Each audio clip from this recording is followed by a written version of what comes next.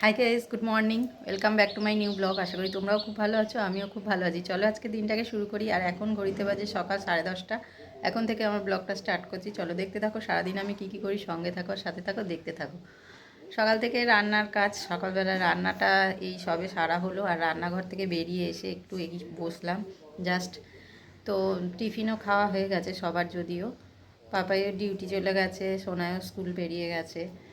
আর থাকার মধ্যে আমি আর সুমনা উপরে কাজ করছে, আর আমি নিচে সবে এলাম। এবার কাজে হাত দেবো, একটু বসে নিচ্ছি। কেন অনেকক্ষণ দাঁড়িয়ে দাঁড়িয়ে রান্না করেছি, ভালো লাগছে না। তো ভাবলাম একটু বসেই যাই। আর ব্লগটাও স্টার্ট করতে দেরি হয়ে গেল, কেন সকালবেলায় হয় না, তাড়াহুড়ো করে রান্নার দিকে থাকি বলে হয় না। তো যাই হোক, তো শুরু করলাম। দেখো কি করি সারাদিন। অনেক কাঁচা আছে, কাঁচাগুলো আজকে করতে হবে। অনেক দিন কাঁচা ধোয়া করা হয়নি, আকাশের ওয়েদার ভালো ছিল না বলে। আজকে দেখছি একটু রোদ্দুরটা ভালোই উঠেছে, তাই ভাবছি একটু কাঁচা ধোয়াগুলো ভিজিয়ে দিই, একটু বাদে কেচে দেবো। আর ততক্ষণ ঘরের কাজগুলো করে নিই। আর সব কাজ সেরে নিয়ে চান খাওয়া করে নিয়ে বেরিয়ে পড়লাম সোনাইকে আনার জন্য। আর একটু টাইম থাকতেই আমি যাই, যদিও গিয়ে আমরা দেখো বন্ধুরা মিলে সব সিঁড়িতে বসে গল্প করি। আর ছুটির টাইম হলেই নিয়ে চলে আসি, একটু আগে থেকে যাই ওই কারণে। খাওয়া দাওয়া করে দুপুরবেলা গেলাম সোনাইকে আনতে। সোনাইকে স্কুল থেকে নিয়ে চলে এসেছি অনেকক্ষণ আগেই, এসে চা ফা খেয়ে নিয়ে এখন যাব সন্ধে দিতে। তো সন্ধেটা দিয়ে আসি। আর টিফিন একটু করে দিলাম, তাই জন্য একটু দেরিও হলো। একটু সুজি করে দিলাম, সোনাই খাবে, স্কুল থেকে এসছে কিছু খায়নি, তো ওই জন্য। আর এরা দেখো দুজনে মিলে পকোড়া বানাতে গেছে।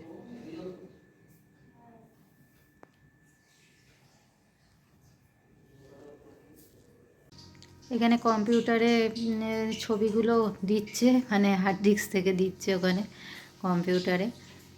ছবিগুলো এখনও পুরো ভালোভাবে আসেনি, যদিও পাপার বিয়ের ছবিগুলো।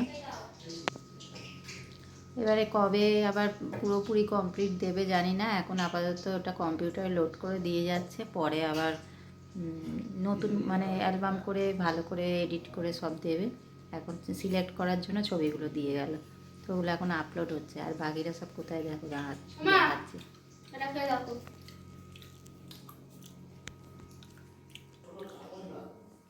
আজকে সকালবেলা ঘুগনি করে রেখেছিলাম রাতে খাবার জন্য, তো সেই ঘুগনিগুলোকে নিয়ে এখন চাট করে বানাচ্ছে।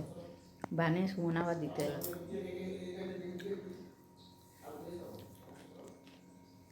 আজকে বাবা ছেলে দুজনেই রান্নাঘরে ঢুকেছে, তাও দেখাচ্ছি। ছেলে করছে পকোড়া আর বাবা করছে হচ্ছে ঘুগনির চাট।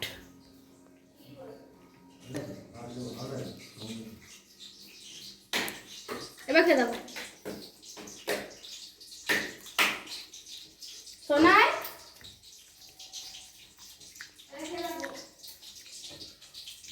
ঠিক আছে মাখানোটা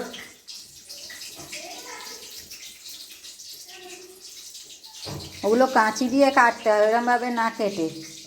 ওই ঝালটা চোখে মুখে লাগবে, পুরো ঝাল হয়ে যাবে যতই হ্যান্ড ওয়াশ করো। তোর পকোড়া কি এখনো শেষ হয়নি? পুড়িয়েছিস ওইরকম করে? আরে এটা পুরো গেল তো, যখন ছবি দেখতে গেছি অতটা মাকে দাও, মা খাইনি। হয়ে গেলে নিভিয়ে দিবি গ্যাসটা। আর এই কাইগুলো দিয়ে একটা বড়া ভেজে নে। শুধু বড়া? হ্যাঁ, ভালো লাগবে। ফেলবি কেন?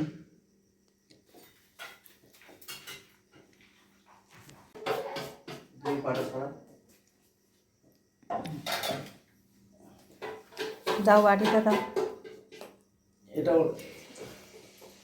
ওরা টেবিলে রেখে দাও, পায়ে লাগলে পড়ে যাবে।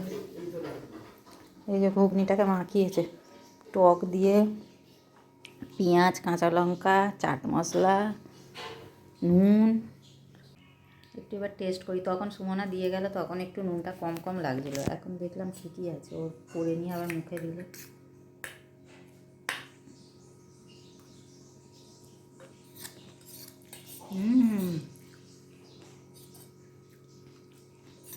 দারুণ হয়েছে মাখানোটা।